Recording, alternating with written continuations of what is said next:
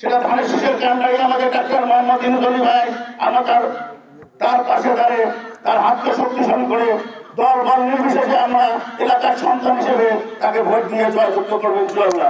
আমি একটা সালাম দিয়ে নিচ্ছি। আসসালামু আলাইকুম, হিন্দু ভাইদের নমস্কার। আজকে নাগেশ্বরী পৌরসভার ১ নং ওয়ার্ডের সংবর্ধনা এবং মত বিনিময় সভার সম্মানিত সভাপতি, সম্মানিত প্রধান অতিথি, সম্মানিত বিশেষ অতিথি, সম্মানিত উপস্থিত সকলে, একটা বিষয় গর্ব করে না বললেই নয়, আপনারা জেনে রাখুন এবং এক পলক, একটা মিনিট, 10 সেকেন্ড, 15 সেকেন্ড, 20 সেকেন্ড তাকিয়ে দেখুন ব্যানারের দিকে। তাকাইছেন? নিশ্চয়ই তাকাইছেন। ওখানে কি ডাক্তার ইউনূস আলীর নাম আছে? আছে? হ্যাঁ, রাম রহিম কিছুই নাই। বলেন না কেন করে? শক্তি দিয়ে বলেন। আছে নাম? নামটা নাম কেন? আপনাদের কাছে প্রশ্ন, যারা উপস্থিত আছেন তাদের কাছে আমার প্রশ্ন, ডাক্তার ইউনূস আলীর নাম ওই ব্যানারে নাই কেন? ধন্যবাদ আপনাকে। উনি কতটা উদার মনের মানুষ, কতটা বড় মাপের মানুষ, উনি কতটা মান সম্মানযুক্ত মানুষ, এটা প্রমাণ করে দিয়েছেন এই ব্যানারের মাধ্যমে যে আমার এই ব্যানারের নাম দেওয়ার কোন প্রয়োজন নাই। বুঝতে পেরেছেন আপনারা? আমরা এই মহৎ মানুষটাকে কখনো ছেড়ে যাব না ইনশাআল্লাহ। সম্মানিত সাথী ও বন্ধুগণ, আমরা সর্বপ্রথম ইউনূসকে পেয়েছি ডাক্তার হিসাবে, পাইনি? ডাক্তার হিসাবে পাইছি। এমন কোন মানুষ আছেন, এমন কোন এলাকার মানুষ আছেন যে ডাক্তার ইউনূসের কোন অবদান সেই গ্রামে নাই? বলতে পারবেন ডক্টর ইউনূসের অবদান কোন গ্রামে নাই? এরকম কোন গ্রাম আছে? আমার মনে হয় নাই। তাহলে গোটা নাগেশ্বরী এবং ভোগামারী 2টা উপজেলায় যদি সেবা দান করতে পারে, তাহলে এই উপজেলার 2 উপজেলার মানুষের দোরগোড়ায় ইউনিয়ন পর্যন্ত উন্নয়ন পৌঁছে দিতে পারবে ইনশাআল্লাহ।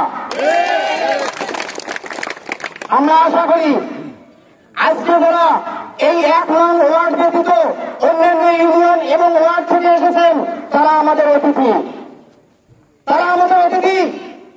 আজকে যারা এই ওয়ার্ড থেকে যারা উপস্থিত আছেন প্রত্যেককেই এক একজন হতে হবে ডাক্তার ইউনূস, প্রত্যেককেই হতে হবে। এরকম মন মানসিকতা নিয়ে রুখে দাঁড়াতে হবে নির্বাচনের সময় ইনশাআল্লাহ। আমাদের এই নাগেশ্বরী ভোগামারী উপজেলার মধ্যে আমরা আমাদের কৃতি সন্তান কাউকে পাইনি। আমরা একজন মানুষকে পেয়েছি। উনি মানুষ নয়, উনি মহামানব, উনি আমাদের উন্নয়নের কান্ডারি, উনি হচ্ছেন নাগেশ্বরী এবং ভোগামারীর উন্নয়নের সার্চ লাইট। আমরা এই মানুষটাকে কখনো কোন অবস্থাতেই ভুলে যাব না, পিছু ছাড়ব না।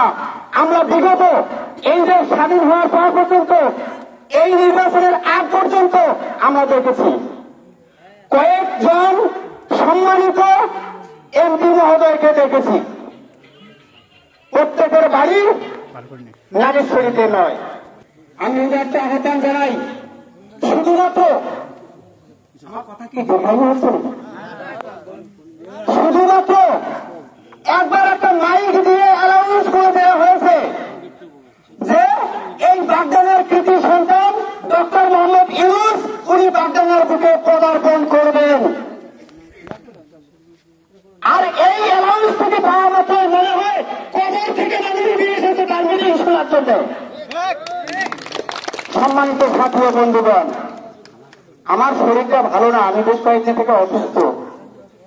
তারপরে ডক্টর ইউনূসের কথা শুনলে মনে হয় মৃত জীবনটাও যেন ফিরে পাই, এরকম অবস্থা।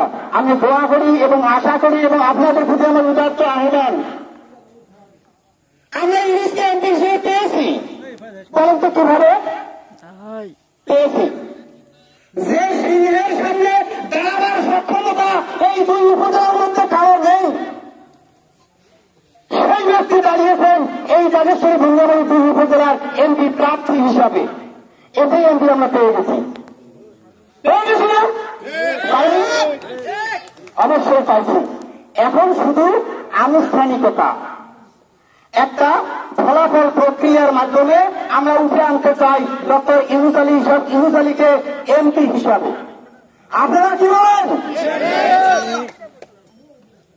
কোন দল, মত, জাতি, ধর্ম, বর্ণ, গোত্র সবকিছু ভুলে গিয়ে এলাকার সন্তানকে আমরা তুলে নিয়ে আসবো এমপি হিসাবে, এটাই চাই।